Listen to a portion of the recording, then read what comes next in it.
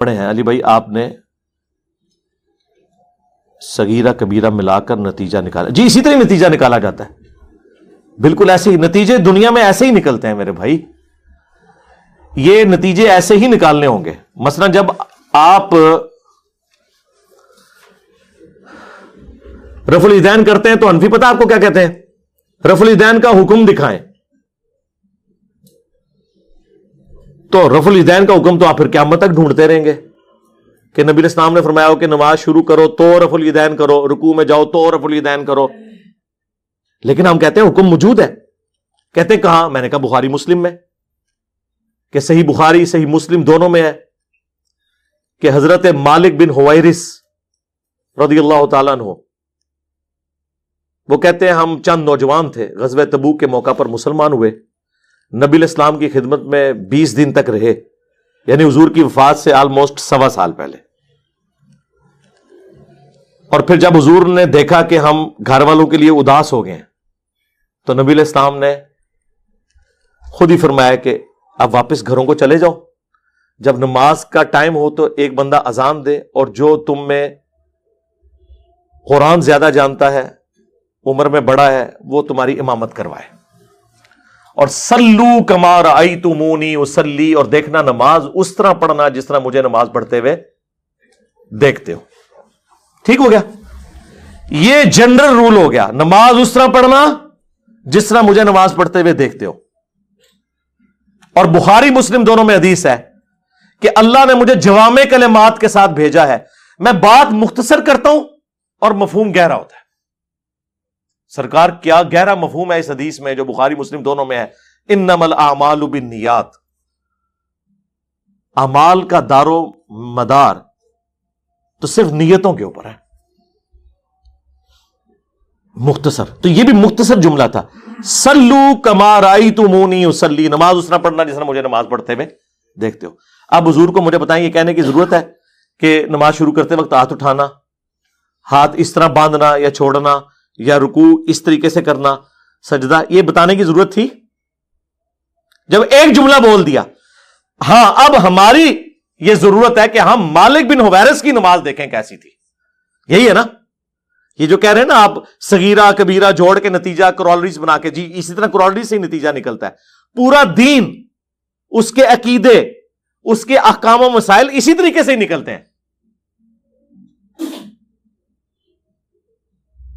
تو مالک بن حویرث کی حدیث بخاری مسلم دونوں میں ہے کہ جب وہ نماز شروع کرتے تو دونوں ہاتھوں کو اٹھاتے. بخاری میں تو اٹھانے کا ذکر ہے, مسلم میں ہے کہ کانوں تک اٹھاتے, یعنی انگلیاں کانوں کی سیدھ میں اور ہتھیلیاں کندھوں کی سیدھ میں, اور رکوع میں جاتے وقت بھی اور رکوع سے اٹھتے وقت بھی. اور بلکہ بخاری میں تو جلسہ استراحت کا بھی ذکر ہے کہ مالک بن حویرث اس وقت تک طاق رکعتوں میں قیام کی طرف نہیں جاتے تھے جب تک کہ بیٹھ کے اٹھ نہ جائیں. یعنی پہلی رکعت پڑھی نا تو 2 سجدے کر کے بیٹھتے تھے اور پھر سہارا لے کے کھڑے ہوتے تھے دوسری رکعت کے لیے. تو اب کوئی کہ جی آپ یہ جوڑ رہے ہیں تو اس طرح ہی نا میرے بھائی, ویسے تو آپ بڑی رٹ لگاتے ہو فیک فیک فیک. او جی وہ فقہا ہوتے ہیں, مجتہد ہوتے ہیں, جن کے سامنے ساری احادیث ہوتی ہیں, پھر وہ ایک رزلٹ نکالتے ہیں. ادھر جو ساری حدیث ہے جو غلط رزلٹ کٹ رہے ہوتے ہیں وہ مان لیندے ہو, اور جو بندہ ساری آیات اور احادیث سے صحیح رزلٹ نکال کے بتا رہا ہے, جو ایک ان پڑھ کو بھی سمجھ آ جائے اور ایک پڑھے لکھے کو بھی سمجھ آ جائے, اس کو کہتے ہیں آپ نکال رہے کیوں ہیں. تو سرکار یہ جو خوارج کے جنازوں والی بات ہے یہ میں نے اسی طریقے سے ہی بتائی جائے گی. ویسے میں آپ سے کہوں کہ جی 1 لاکھ صحابہ ہیں, تو جب وہ فوت ہوئے تھے ان کے جنازے ہوئے تھے تو آپ فوراً کہ ہاں, میں کہاں جی دسو گڑوانا شروع کرو. حضرت ابوبکر تو شروع ہو جاؤ, 1 لاکھ کی گنتی پوری کرو کہ کس ٹائم کن جنازہ پڑھایا سی, تو ٹائم قیامت تک جائے. ابھی تو میں آپ سے پوچھوں گا کہ بھئی جب نبی علیہ السلام بیمار تھے تو حضرت ابوبکر نے جو نمازیں پڑھائی ہیں مصلی پہ کھڑے ہو کے, اس سے پہلے وضو کیا تھا کہ نہیں؟ آپ کہیں گے جی کیا ہوگا, مطلب یہ کوئی پوچھنے والی بات ہے. میں کہا نہیں, دکھاؤ کدھر لکھا ہے, تو کوئی نہیں, ہوتے جیسے نماز پڑھانے ذکر ہے. اور پوری زندگی جو صحابہ کرام نے نمازیں پڑھی وہ وضو کے ساتھ پڑھی. جی وضو کے بغیر تو نماز نہیں ہوتی ہے, قرآن میں بھی حکم آیا ہے. نہیں سرکار یہ آپ جوڑ رہے کیوں ہیں, آپ اسپیسیفک بتائیں کہ اس نماز سے پہلے وضو کیا تھا کہ نہیں. اب آ جائیں آپ اس طرف, سورۃ البقرہ کے آغاز میں اللہ تعالیٰ نے 3 کیٹیگریز بتائی ہیں انسانیت کی. نمبر 1 اہل ایمان، نمبر 2 اہل کفار، اور نمبر 3 منافقین. چوتھی کوئی کیٹیگری نہیں ہے. اگر ہے تو مجھے بتا دیں.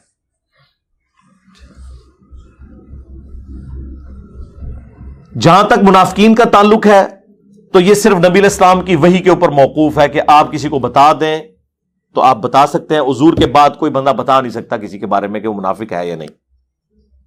آج کی ڈیٹ میں صرف 2 کیٹیگریز ہی باقی ہیں، کافر اور مسلم. اب خوارج جو تھے وہ کون تھے؟ حضرت علی کے فوجی. حضرت علی سے ان کا اختلاف کیا ہوا تھا کہ آپ نے معاویہ کے ساتھ صلح کرنے کے لیے کیوں آمادگی ظاہر کی ہے تحکیم کے ایشو میں. حضرت علی کی محبت میں حضرت علی سے وہ اختلاف کر رہے تھے. کیا وہ کافر تھے؟ ہاں، کفر کیا انہوں نے، لیکن کفر دون الکفر ہے. وہ اسلام کا انکار نہیں، خلیفہ وقت کا انکار. تو سرکار وہ خلیفہ وقت کی بغاوت جو ہے وہ صرف خوارج نے تو نہیں کی ہے، اہل جمل اور اہل صفین نے بھی کی ہے. اہل جمل نے تو چلے معافی مانگ لی، اہل صفین کا کیا کریں گے؟ سنن کبری البیہقی میں حضرت عمار بن یاسر کہتے ہیں اہل شام کو کافر نہ کہو بلکہ کہو کہ یہ ظالم اور فاسق ہے، گناہ کبیرہ کے مرتکب ہوئے، کافر نہیں ہے. حالانکہ امام وقت کے خلاف انہوں نے خروج کیا اور بیعت بھی نہیں کی. تو خوارج نے بھی یہی کیا، بلکہ خوارج کے خلاف تو حضرت علی نے تلوار اٹھائی ہے ان کی بغاوت کی وجہ سے. پچھلے دنوں میری اس پہ تفصیلی ویڈیو بھی تحکیم کے مسئلے میں بھی اور اس حوالے سے بھی ریکارڈ ہو چکی ہے. مصنف ابن ابی شیبہ میں مولا علی سے پوچھا گیا خوارج کے بارے میں یہ کیا یہ کافر ہے؟ فرمایا یہ کفر ہی سے تو باقی ہے کہ انہوں نے سمجھا کہ میں کفر میں مبتلا ہو گیا ہوں اس لیے میرا اختلاف کر رہے ہیں. پوچھا گیا منافق ہے؟ کہ نہیں، قرآن تو کہتا ہے کہ منافق نماز میں بڑا تھوڑا اللہ کا ذکر کرتے ہیں، ان کی نمازیں تو اتنی لمبی لمبی ہیں. بخاری مسلم میں آیا کہ اے علی تم اپنی نمازوں کے اعتبار سے جب انہیں دیکھو گے رشک کرو گے کہ ان کی نمازیں تو تمہارے سے بھی لمبی ہے. یعنی خشوع خضوع سے پڑھ رہے ہیں. لمبی نماز کوئی منافق اور کافر نہیں پڑھ سکتا، وہی پڑھتا ہے جو دل سے اللہ کو یاد کرتا ہے. اس لیے قرآن نے اسے دلیل بنایا کہ منافق جو ہے نا وہ نماز میں بڑا تھوڑا ذکر کرتے ہیں، فوراً ٹھونگے مار کے چلے جاتے ہیں. حضرت علی کہہ رہے ہیں نہ کافر نہ منافق. تو اب مجھے بتائیں جو نہ کافر ہو نہ منافق ہو تو پیچھے کیا بچتا ہے؟ وہ مسلمان. جب مسلمان ہے تو اس کا جنازہ ہوگا. رہ گئی جنگ میں شہید جو فوت ہوتا ہے یا کوئی جنگ کی حالت میں مارا جاتا ہے وہ کیٹاسٹرافک کنڈیشن ہے، اس وقت جنازہ پڑھا جائے نہ پڑھا جائے کوئی مسئلہ نہیں، غسل دیا جائے نہ دیا جائے کوئی مسئلہ نہیں ہے. اس کے تحت ہمارا یہ موقف ہے، چونکہ ہم خوارج کو مسلمان مانتے ہیں اپنی تمام گمراہیوں کے باوجود، تو مسلمان کے ساتھ ساری چیزیں اٹیچ ہیں. یہ بنانا ضروری ہے. حوالہ اس کو دینا ہوگا جو یہ کہے گا کہ خوارج کے جنازے نہیں ہوئے. یہ الفاظ کہیں موجود ہوں اور ٹائم قیامت تک ہے. اپنی اصل میں حوالہ نہیں دینا ہوتا. جس نے یہ کہنا نا کہ حضور کے پسینے سے خوشبو آتی ہے، حوالہ اس نے دینا ہے. پسینے میں سے خوشبو نہیں آتی یا بدبو آتی ہے، اس کو حوالے کی ضرورت نہیں ہے. تو ہم حوالہ دیتے ہیں بخاری مسلم دونوں میں کہ نبی علیہ السلام کے مبارک پسینے سے خوشبو آتی تھی اور صحابہ کرام عطر کے طور پہ اسے استعمال کرتے تھے. نبی علیہ السلام کا سایہ نہیں تھا. دلیل اس کے لیے چاہیے، دلیل اس کے لیے نہیں چاہیے کہ ثابت کریں کہ حضور کا سایہ آیا تھا. ہر چیز کا سایہ ہوتا ہے. یہ تو قرآن میں سورہ نحل میں ہے کہ ہر چیز کے سایہ ہوتا ہے اور اللہ کو سجدہ کرتے ہیں وہ سایہ. جو روٹین سے ہٹ کے بات کرے گا دلیل اس نے دینی ہے. تو جس نے یہ ثابت کرنا ہے نا کہ خوارج کے جنازے نہیں ہوئے وہ دلیل دے گا. خام خواہ چیزیں اور اس کے اوپر پھر مجھے کہتے ہیں یہ خوارج کا کس ہمدردی کر رہے ہیں. یعنی جو لوگ امیر شام کا جھوٹا دفاع کر رہے ہیں وہ ہمیں خارجی کہہ رہے ہیں. جو حضرت علی کا دفاع ایسا کر رہے ہیں کہ کبھی شیعان علی نے بھی وہ دفاع نہیں کیا، اسے یہ کہنا خارجی، تو اپنی عقل کے ماتم کروائیں. آپ کا حال تو وہی ہے کہ جو سورہ نساء میں آیا کہ مشرکین عرب کے بارے میں یہودی کہتے تھے کہ مسلمانوں سے تو یہ بت پرست بہتر ہے. حالانکہ بت پرست حضرت موسیٰ کو مانتے ہی نہیں تھے، لیکن دشمنی مسلمانوں کی ایسی تھی کہ انہوں نے کہا نہیں، ان سے وہ بہتر ہے۔ حالانکہ مسلمان موسیٰ علیہ السلام کو مان رہے ہیں، بیت المقدس کو مان رہے ہیں، اتنی کامن چیزیں ہیں، لیکن دشمنی چونکہ ان کی چودراہٹ سٹیک پہ لگ گئی تھی مسلمانوں کی وجہ سے، اس لیے ان کو بت پرست اچھا لگنا شروع ہو گئے۔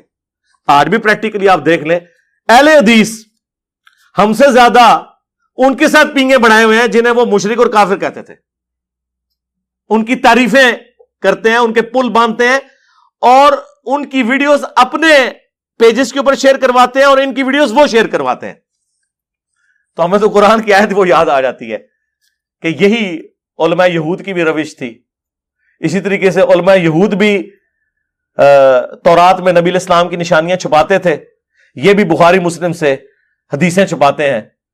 2812 تقتلہ الفئۃ الباغیہ یدعوہم الی اللہ ویدعونہ الی النار ویح عمار، اے افسوس عمار، تجھے ایک باغی جماعت قتل کرے گی، تو انہیں اللہ اور جنت کی طرف بلائے گا، وہ جماعت جہنم کی طرف بلائے گی۔ نہ صرف یہ چھپاتے ہیں ان حدیثوں کو، بلکہ کہتے ہیں حدیثیں بیان کرنا حرام ہے۔ دیکھیں سیم اینالوجی بن رہی ہے، یہ بھی میں نے وہ کہتے ہیں نا جوڑتے ہیں، جوڑ کے بھی رزلٹ نکلتا جائے، جوڑ کے ہی نکلتا ہے۔ جب تسی کہو گے نا ایاک نعبد و ایاک نستعین، تو آگے سے وہ کہتے ہیں یہ کہاں لکھا ہوا ہے کہ یا علی مدد نہیں کہنا؟ تو آپ کہتے ہیں یار اس کا مطلب، وہ کہتے ہیں اب یہ تو آپ کہیں سے نہیں نکال سکتے انہی الفاظ کے ساتھ۔ تو دین کا ہر مسئلہ اسی طریقے سے ثابت ہوتا ہے، ٹھیک ہے۔ دنیا میں مسلمانوں کے جتنے بھی فرقے ہیں، ہر فرقہ الگ طریقے سے نماز کیوں پڑھتا ہے، جبکہ نبی علیہ السلام نے اپنی زندگی میں، ظاہر ہے یہ فرقہ واریت کی وجہ سے ہوا ہے نا جی، الگ طریقے سے، لیکن بیسک سٹرکچر ایک ہی ہے۔ میں نے 12 یہ عرض کیا ہے، الگ طریقوں سے اس کی جزیات میں فرق ہے۔ دنیا میں بھی آپ دیکھیں 10 بندے بیٹھے ہوئے ہوں، ان میں سے کوئی نابینا ہو، کسی کا ہاتھ ٹوٹا ہوا ہو، کسی کا پاؤں ٹوٹا ہوا ہو، کوئی گونگا ہو، کوئی بہرا ہو، لیکن ساروں کو انسان بولا جاتا ہے۔ البتہ ساتھ یہ کہا جاتا ہے کہ انسان تو ہے لیکن نابینا ہے، یہ انسان ہے لیکن لنگڑا ہے، یہ انسان تو ہے لیکن بہر ہے، لیکن یہ تو نہیں کہا جاتا کہ بہرے ہونے کی وجہ سے وہ انسان ہی نہیں ہے۔ اس طرح بیسک سٹرکچر دنیا کے ہر فرقے کی نماز کی ایک ہے۔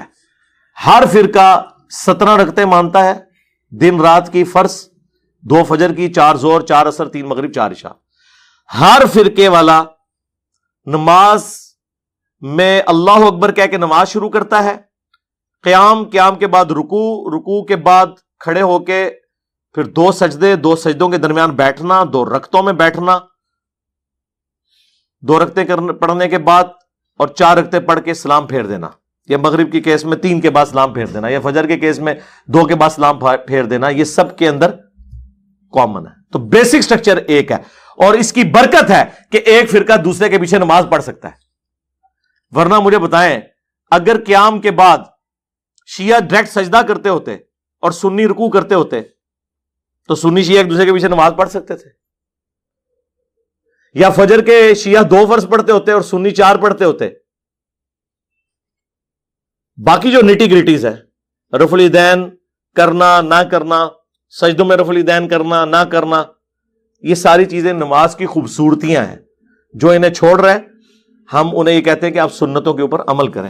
باقی ہم نے کبھی یہ نہیں کہا کہ نماز کوئی الگ ہے، نہیں۔